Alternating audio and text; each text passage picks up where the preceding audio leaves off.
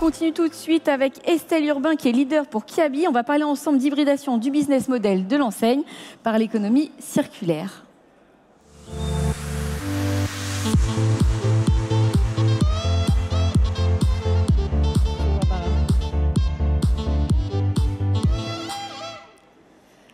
Alors Estelle, pour commencer, est-ce que tu veux bien nous parler un peu de toi ? Bonjour à tous, bonjour Barbara. Donc, comme tu viens de le dire, je suis leader des nouveaux services et nouveaux business chez Kiabi. Et donc, je travaille dans la mode, la troisième industrie la plus polluante au monde. Et mon mari travaille dans le pétrole, la première. Donc, vous faites un sacré couple ? Ouais, le bilan pour nos enfants, c'est pas top. C'est largement perfectible. Et donc, moi, j'ai eu la chance, il y a 3 ans, de pouvoir vraiment me mettre en dynamique pour améliorer ce constat. Et notamment au travers de l'ambition de Kiabi, de poser la RSE au centre de sa transformation et de la construction des nouveaux business models. Voilà, donc c'est ce que nous faisons parce que Kiabi, en tant que leader de la mode à petit prix, a un rôle à jouer. On se sent responsable, on se sent un devoir d'être acteur et d'entraîner avec nous tout notre écosystème pour aller chercher ces nouveaux business models qui ne s'achètent pas sur étagère. Et donc on s'est vraiment mis dans cette dynamique-là. Ça prend du temps. Ça prend du temps et on se creuse la tête. Alors c'est quoi les enjeux ? Alors les enjeux, comme de nombreuses marques, c'est d'accompagner nos clients dans une consommation plus responsable. En fait, dans la mode, on a quand même de la chance, c'est que la seconde main est déjà clairement intégrée dans des réflexes. Aujourd'hui, c'est vraiment, ça s'est accéléré sur les dernières années. Si je vous donne un chiffre, rien que sur le marché français, la seconde main vêtements, chaussures, ça représente 1,5 milliard d'euros de chiffre d'affaires. Et toute cette nouvelle économie, elle se fait grâce à nos produits, grâce à nos marques, mais sans créer de valeur pour nos entreprises, en fait. Donc nous, chez Kiabi, on s'est dit qu'il était temps de reprendre la main. Voilà. Et on s'est vraiment mis dans cette dynamique d'activer, de créer, de construire. D'être acteur. Voilà, et d'être acteur de ces nouveaux business models. Et on le fait dans nos magasins, on le fait sur notre site internet et on le fait également au sein de nos communautés de clients.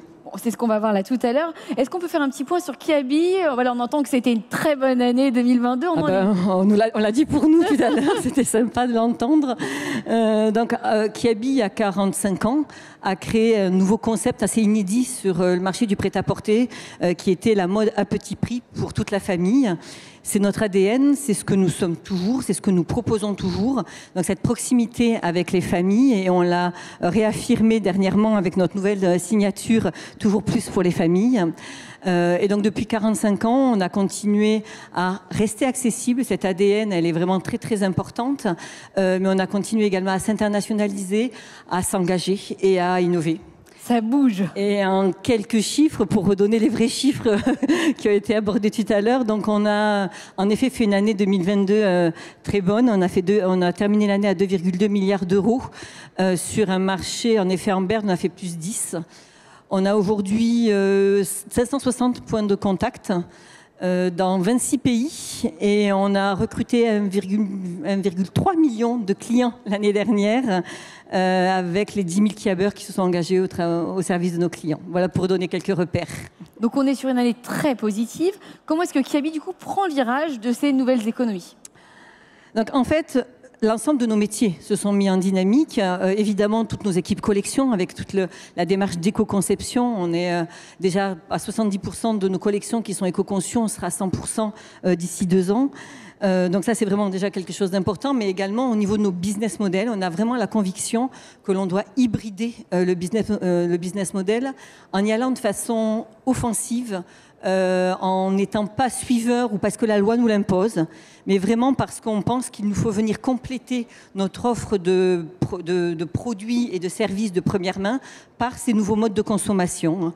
C'est réellement une vraie conviction et on veut y prendre une place significative. Et aujourd'hui, du coup, on a déjà 2 leviers que l'on a activés et sur lesquels où on déploie, où on teste.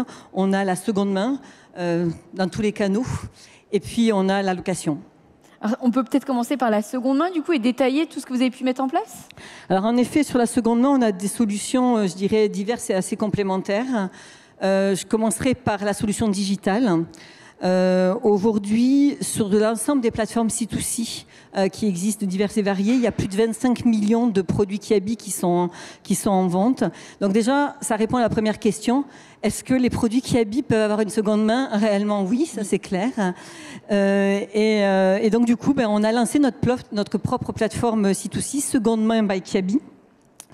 Donc vous voyez la homepage là à l'écran. Donc Seconde Main by Kiabi, c'est une plateforme C2C qui permet d'acheter et de vendre de la seconde main de toute marque. On l'a développé en interne par notre Digital Lab, on l'a encapsulé dans kiabi.com. Et donc les clients, ils retrouvent plusieurs particularités ou leviers. La première chose, c'est ce côté multimarque qui est quand même assez différenciant par rapport à de nombreuses autres marques qui peuvent le proposer.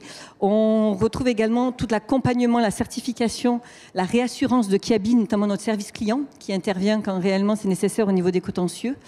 Et en plus, au niveau des transactions, on abonde, c'est-à-dire qu'il y a un abonnement de 20% si on bascule en rémunération sur bon d'achat. Ce qui fait que concrètement, je suis vendeur, je vends mon jean 10 €. Si je choisis le cash, je touche 10 €, mais si je choisis les bons d'achat, je touche 12 €, donc 20% d'abonnement. Et puis, chose unique, l'acheteur également récompensé de cette intégration dans l'économie de la circularité, puisqu'il touche de son côté un bon d'achat également de 2 €, donc 20%. Donc, on récompense vraiment les deux parties. Et on a vraiment un levier en fait de circularité, d'accompagnement de pouvoir d'achat. Ça pour nous c'est aussi très très important. Et est-ce que ça se passe aussi en magasin? Évidemment, puisque voilà, on est avant tout au départ un réseau de magasins et nos magasins sont et resteront la différence par rapport à ces plateformes digitales. C'est aussi un contact très particulier avec le client et donc on a amorcé en même temps que le déploiement de la plateforme digitale un déploiement en magasin. Donc on y est allé avec la même démarche, c'est-à-dire multimarque, multi-cible, hommes, femmes, enfants, bébés. Et avec la particularité de travailler cette seconde main exactement comme on le fait pour la première main. C'est-à-dire que un de nos métiers phares, c'est de savoir construire des assortiments. Et c'est exactement ce que l'on fait sur la seconde main, c'est-à-dire que le fameux mix produit-prix jusqu'à la taille, en ce qui nous concerne, est très important parce que c'est pas parce que c'est de la seconde main que quelqu'un qui vient chercher un pantalon en 8 ans va acheter un pull en 12 ans. Donc il y a ce même souci, finalement, de proposer un assortiment cohérent, d'organiser, que ça soit pas le fouillis, quoi. Oui, vraiment, on met les mêmes atouts que pour la première main dans la construction de nos assortiments de seconde main. On intègre les produits complètement aussi dans le circuit magasin, c'est-à-dire que selon les formats de magasin, c'est soit en format corner, soit directement intégré dans les rayons. Et on a en plus un circuit qui est complètement invisible. Il n'y a pas de différence pour le client puisqu'il peut essayer, il passe en caisse première, seconde main de la même façon et il peut revenir pour échanger le produit s'il le souhaite. Donc vraiment un niveau de service identique et du coup on a très vite séduit les clients les plus réticents côté digital qui avaient certaines craintes par rapport à ces produits de seconde main.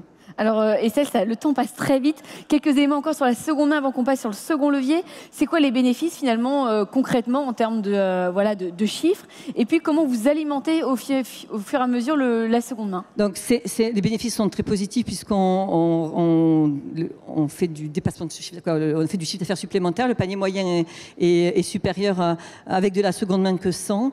On réactive et on recrute du client. Et du coup, là, on est en train de complètement déployer dans tous nos magasins. On a 120 corners aujourd'hui. On l'aura dans tous nos magasins français à la fin de l'année et dans tous nos pays également à partir de l'année prochaine. Et donc, tu me demandais comment on alimente ces corners. Eh bien, on a déjà un partenariat avec un collecteur et un logisticien. Et également, en fait, comme on est leader de la seconde main, les gisements, ils sont dans les armoires de nos clients.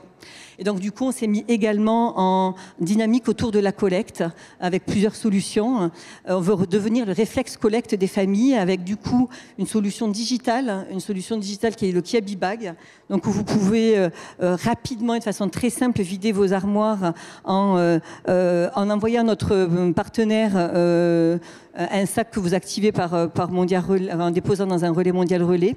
Puis on a également lancé une démarche auprès des écoles avec une approche très de pédagogie. Les enseignants apprennent aux enfants quels sont les enjeux autour de la circularité du vêtement et de l'upcycling. Et puis on lance là tout prochainement une collecte directement, une approche directe avec nos clients, puisqu'on va leur racheter leurs vêtements. Ah oui, directement. Vous devenez acheteur aussi. Sur la plateforme Seconde Main by Kiabi, on va pouvoir racheter les vêtements. Il nous reste moins d'1 ou 2 minutes pour aborder la location, finalement le second levier. Estelle, rapidement, second levier, la location, qu'est-ce que vous avez mis en place ? Alors, moi, ma conviction, c'est que la location, c'est la prochaine vague après la seconde main, hein, clairement. Et du coup, par contre, c'est un modèle qui est moins mature, plus récent, plus complexe, particulièrement pour une marque comme Kiabi, une marque de mass market. Et donc, on y va de façon itérative, en fait. On a déjà fait un premier test sur la maternité qui a eu un fort succès. Donc, du coup, on a déployé à la totalité de notre offre, et nous avons donc actuellement 3 magasins qui proposent des abonnements de location. Pour les vêtements de maternité, enfin de grossesse. Non, de tout. Maintenant, okay. sur toute l'offre Kiabi. Et donc du coup, là l'idée c'est de, bon, on en a fait 300. Il y a eu vraiment une approche, une réactivité tout de suite des clients qui étaient très demandeurs. On était un peu surpris. Et là, l'idée, c'est de comprendre comment fonctionne le client, en fait. C'est-à-dire qu'il n'y a pas de data sur ces éléments-là. Donc, quel est le forfait qui va l'intéresser, quel est le rythme de renouvellement. Donc, il y a beaucoup de choses à apprendre, au même titre que l'apprentissage sur la logistique que l'on fait par un test complémentaire. Donc, on est vraiment en train d'apprendre sur ces métiers de la location parce que c'est des métiers nouveaux et qui viennent vraiment chambouler nos business models. Alors, du coup, donc, première initiative, on voit un fort succès. Du coup, vous développez une nouvelle offre, je crois, la robe d'un jour, c'est ça, et avec des retours très positifs. Voilà, et c'est là où on va apprendre toute la partie logistique. Ouais. Donc, on va pouvoir comprendre comment il faut réintégrer un produit dans nos stocks, le remettre en état et le réintégrer dans des cycles de location qui sont différents des cycles de vente de première main. Tu nous as tout dit, Estelle, là ? Oui. On est bon. Eh bien, merci beaucoup en tout cas pour ces belles actions mises en place. À très bientôt, Estelle. Merci beaucoup.